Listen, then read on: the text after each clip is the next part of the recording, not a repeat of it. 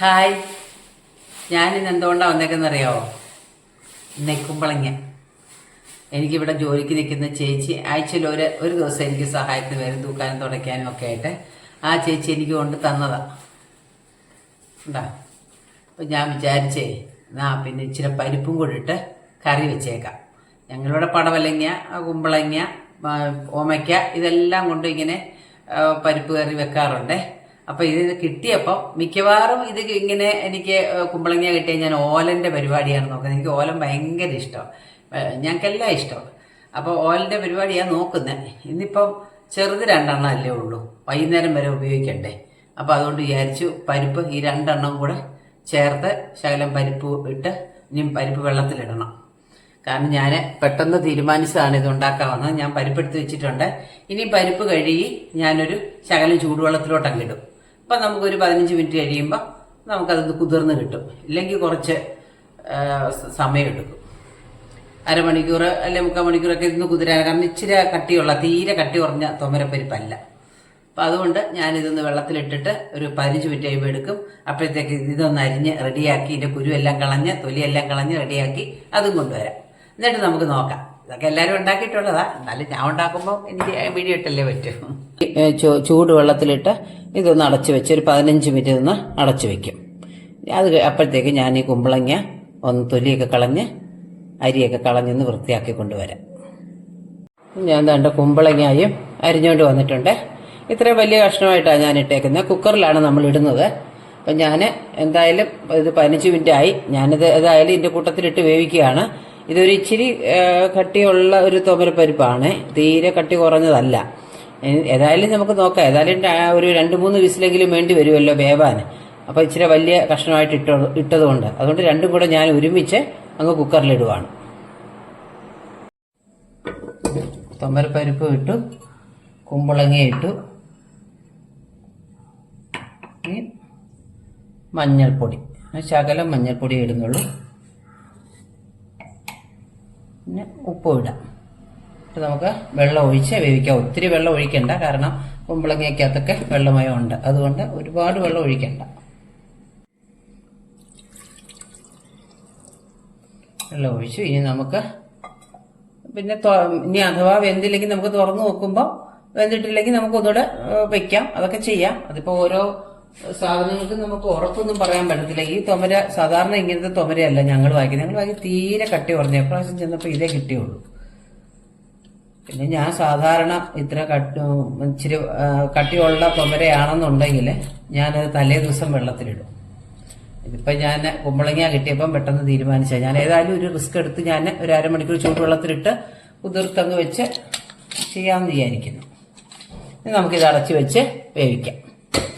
വേകുമ്പോഴത്തേക്ക് നമുക്ക് തേങ്ങ അരയ്ക്കണം. ഞാൻ വേണ്ട ഒരു 3/4 കപ്പ് തേങ്ങ, ഒരു അരമുറി മൊത്തം എടുത്തിട്ടില്ല, ഒരു മീഡിയം സൈസ് തേങ്ങയുടെ അരമുറി തേങ്ങ എടുത്തിട്ടില്ല, എന്നാലും 3/4 ഭാഗത്തോളം എടുത്തിട്ടുണ്ട്.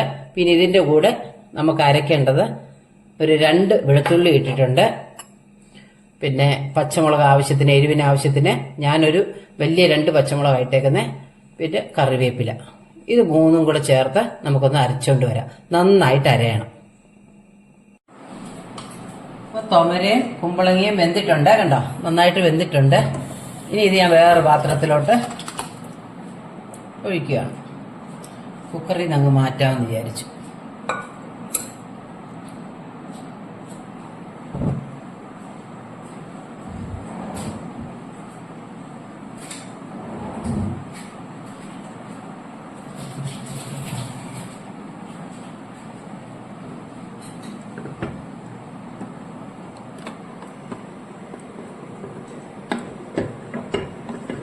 നല്ല കൊഴുപ്പുണ്ട്.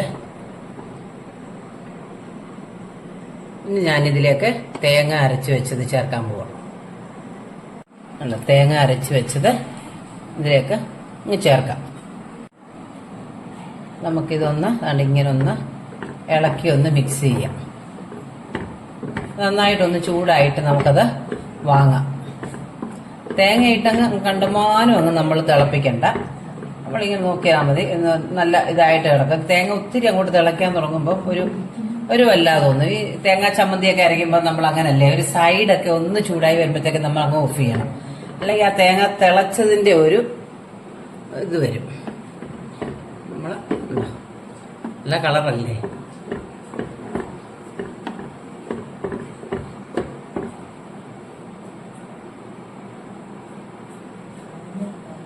നമ്മള് സത്യം പറഞ്ഞ് എനിക്ക് തോന്നാറുള്ള ഒരു കാര്യമാണ്, ചില കളറുകളൊക്കെ കറിയുടെ കാണുമ്പോൾ ഉണ്ടല്ലോ, അതങ്ങോട്ട് എടുത്തുകൊണ്ട് പോയിട്ട് ഡ്രസ്സ് വാങ്ങിക്കാൻ തോന്നും, ആ കളർ വരാൻ പറയാം, അത്ര ഭംഗി തോന്നും.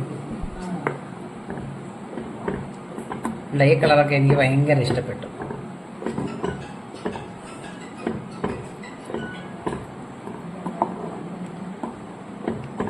ഞാൻ ഉപ്പ് നോക്കിയില്ല, ഒന്ന് ഉപ്പ് നോക്കട്ടെ. കണ്ടോ, നമുക്ക് നല്ലോണം ചൂടായിട്ടുണ്ടേ. എൻ്റെ അമ്മ അവിടെ ഇരുന്നുകൊണ്ട് പറയുന്നുണ്ട് ഒരുപാട് ഇട്ട് തിളപ്പിക്കല്ലേ. അപ്പം ഞാൻ ഇനി ഇതൊന്ന് വാങ്ങി വെച്ചിട്ട് നമുക്കൊന്ന് കടുക് വറക്കണം. ഇനി നമുക്ക് കടുക് വറക്കണം. കടുക് വറക്കാനായിട്ട് ഞാൻ വെളിച്ചെണ്ണ ഒഴിച്ചിട്ട് ഇനി നമുക്ക് കടുക് ഇടണം. കടുക് ഇട്ടു. ഞാൻ കടുക് പൊട്ടി ഇനി വറ്റൽ മുളകും കറിവേപ്പിലയും കൂടെ അതിലേക്ക് ഇടുന്നു. ഇത്രയേ ഉള്ളൂ സംഭവം. ഇപ്പം എന്താണ്ട് കണ്ടോ, ഞാനിനി കടുക് വറുത്ത് ഇനി ഇതിനകത്തോട്ട് എന്തൊരു കളറല്ലേ, ലൈറ്റ് പച്ച കളറും മുളകിൻ്റെ കറിവേപ്പില പച്ച കളറും എല്ലാം കൂടി ചേർന്ന് നല്ല അടിപൊളി കളറ്. ഇതിന് ഞാനിവിടുന്ന് അടച്ചു വയ്ക്കും. കഴിക്കാൻ നേരത്തെ ഇതെല്ലാം ഇളക്കി അങ്ങോട്ട് വെക്കും. എൻ്റെ അമ്മയ്ക്കാണെങ്കിൽ ഞാൻ പക്ഷെ ചില സമയത്തൊക്കെ ഞാൻ കടുക് വറുത്ത ഉടനെ അങ്ങ് ഇളക്കും. എൻ്റെ അമ്മ പ്രത്യേകം പറയും, നീ കടുക് വറുത്ത് കഴിഞ്ഞ് കഴിഞ്ഞാൽ നീ ഉടനെ ഇളക്കരുത്, കഴിക്കാൻ നേരത്ത് നമ്മളത് ഇളക്കിയെടുക്കാവൂ. ഏതായാലും ഇത് ഞാൻ അങ്ങനെ ചെയ്യുന്നുള്ളൂ. ഞാൻ അടച്ചു വയ്ക്കുവാണേ.